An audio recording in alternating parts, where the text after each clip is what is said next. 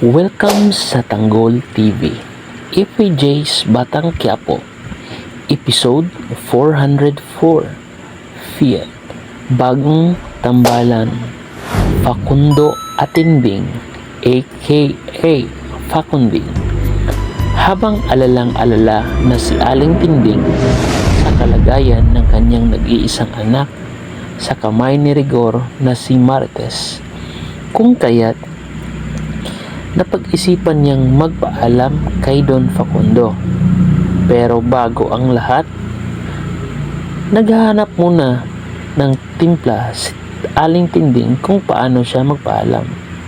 Kaya't dahil dito, napag-isipan niyang ipaghanda at paghainan niya si Don Facundo ng kanyang pinakamasarap na putahe na kung saan hindi naman siya nagkamali at doon nasiyahan si Don Facundo.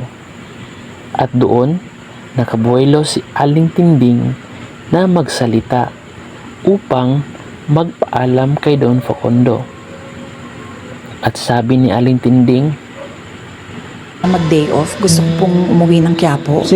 at ito naman si Don Facundo ay tila ba pag si Aling Tinding ang kanyang kaharap ay sadyang nagiging malambot ito at nagiging mabait, kung kaya't ito ang naging eksena. Tindeng, sumabay ka na sa akin. Hindi na po, nakakahiya. Ipinagluto mo ako na... Pagkatapos pahintulutan ni Don Facundo si Aling Tinding na dalawin ang kanyang pamilya sa Quiapo, ay nakakita din ng tiyempo itong si Don Facundo. Kinamit na naman niya ang kanyang Hokage move, Don Facundo, na sabay yan si Aling Tinding papuntang Quiapo. Kita mo nga naman, galawan mo din Don Facundo. Astig, Hokage move.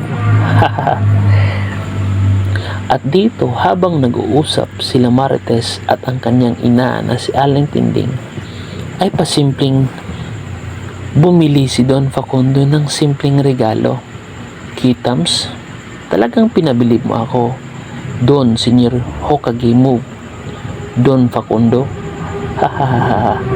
Hanggang dito na lang muna tayo mga katanggol. Hanggang sa susunod na video sa Tambalang Facunding. Huwag pong kalimutang i-click ang subscribe button at i-like ang ating video kung kayo ay kinikilig at nasisiyahan sa ating munting video na nilalahad ngayon. Maraming salamat.